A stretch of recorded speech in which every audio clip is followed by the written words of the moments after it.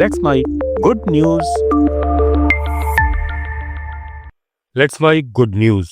मिस्र के पुरातत्वविदों ने एक हैरान कर देने वाली खोज की है।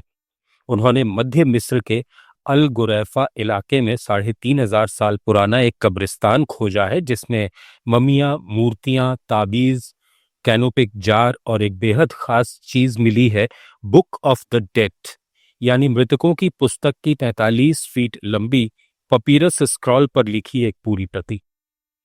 ये स्क्रॉल बहुत अच्छी स्थिति में है और पहली बार वहां से पूरी तरह सुरक्षित मिला है।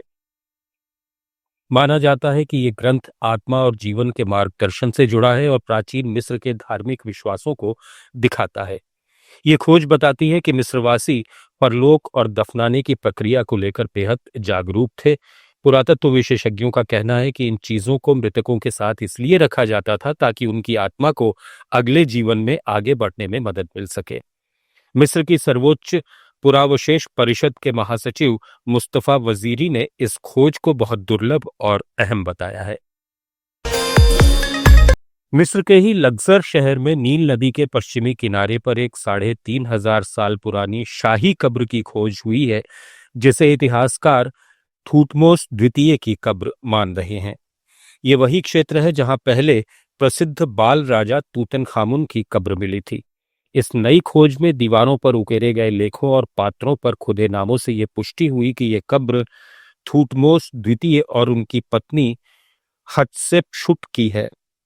हालांकि कब्र की स्थिति काफी जर्जर और खंडित है, लेकिन उसमें पाए गए पात्र, शव अवशेष और लकड़ी की वस्तुएं इस बात का प्रमाण है कि यह एक उच्च स्तर की शाही समाधि थी।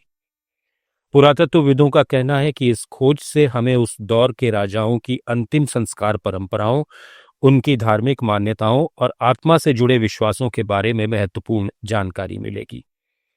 ये कब्र सैकड़ों साल तक रेत और मलबे में दबी रही और अब इसे संरक्षित करके राष्ट्रीय संग्रहालय में ले जाने की योजना है। विशेषज्ञ इसे 1922 के बाद मिस्र में हुई सबसे बड़ी शाही खोज मान रहे हैं। मध्य इटली के सन जुलियानो क्षेत्र में एक जबरदस्त खोज हुई है। पुरातत्व विशेषज्ञों ने वहां 2600 साल पुरानी एक पूरी तरह बंद और अब तक कभी न खुली कब्र का पता लगाया है। ये कब्र पत्थरों को काट कर बनाई गई थी, जिसमें 4 शव पाए गए, शायद 2 जोड़े। और ये आश्चर्य की बात है कि इनमें से किसी भी चीज को लूटा नहीं गया था। इस कब्र में 100 से अधिक वस्तुएं मिली हैं, जिनमें मिट्टी के बर्तन, लोहे के हथियार, कांसे की बनी चीजें और चांदी की नाजुक बॉल पिन शामिल है। ये खोज अमेरिकी विश्वविद्यालय बायलर और इटली के संस्कृति मंत्रालय के प्रयास से हुई है। शोधकर्ताओं का मानना है कि यह कब्र एडुस्कन लोगों की अंतिम संस्कार की परंपराओं, उनके धार्मिक विश्वासों और जीवन शैली को समझने में मदद करेगी। ये जगह किसी खुदाई क्षेत्र में नहीं, बल्कि एक पर्वतीय चट्टान के नीचे छिपी हुई थी, जिसे आधुनिक यंत्रों की मदद से पहचाना गया। इस खोज को आधुनिक समय में एट्रुस्कन संस्कृति से जुड़ी सबसे सुरक्षित और महत्वपूर्ण खोजों में से एक माना जा रहा है।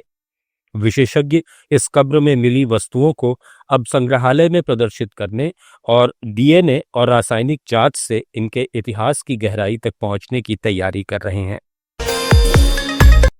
चेक गणराज्य के बोहेमिया क्षेत्र में पुरातत्वविदों ने 2200 साल पुरानी एक अद्भुत खोज की है।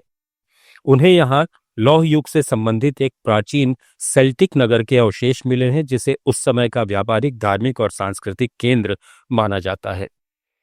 खुदाई के दौरान पुरातत्वविदों को सैकड़ों चांदी और सोने के सिक्के, लोहे के औजार, मिट्टी के पात्र, आभूषण और पूजा की वस्तुएं मिली हैं। ये नगर एम्बर मार्ग नामक उस व्यापारिक मार्ग पर था जो भूमध्य सागर को उत्तर यूरोप से जोड़ता था। इससे यह साफ हो रहा है कि यहाँ न सिर्फ व्यापार होता था, बल्कि एक समृद्ध और सुनियोजित समाज भी विकसित था। विशेषज्ञों का मानना है कि यह क्षेत्र एक आत्मनिर्भर सभ्यता का केंद्र था, जिसमें कारीगर, सैनिक, व्यापारी और पुरोहितों के अलग अलग समूह रहते थे। इस खोज से सेल्टिक लोगों के धार्मिक रीति रिवाज, व्यापारिक गतिविधियां और सामाजिक संरचना समझने में बड़ी मदद मिल रही है। इस नगर में मिली वस्तुओं को अब देश के राष्ट्रीय संग्रहालय में रखे जाने की तैयारी है ताकि आम जनता भी इस गौरवशाली अतीत से जुड़ सके। जर्मनी के वेस्टफेलिया लिप्पे क्षेत्र में हाल में पुरातत्वविदों ने 4वीं से 5वीं सदी के बीच की एक प्राचीन रोमन युगीन बस्ती की खोज की है।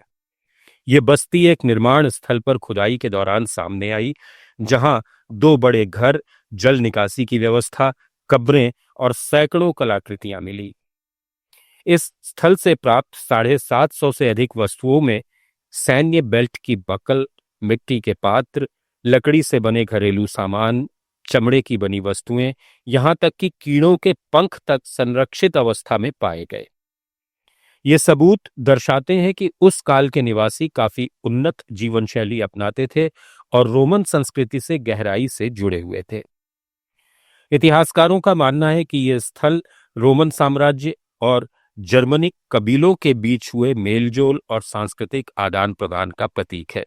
यहाँ की कब्रों में मिले मानव अवशेषों पर डीएनए और कार्बन डेटिंग की जांच की जा रही है ताकि ये पता लगाया जा सके कि ये लोग कौन थे और किस परिवेश में रहते थे। ये खोज जर्मनी के रोमन प्रभाव वाले इतिहास को समझने के लिए एक महत्वपूर्ण कड़ी बन चुकी है। गुड न्यूज में फिलहाल इतना ही।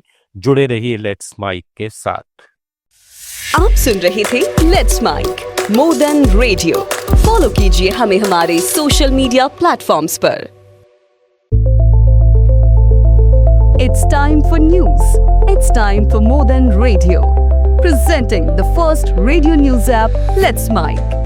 Let's Mic, a news-based app on your phone where you get to watch and listen news, talk shows, interviews, radio show podcasts. On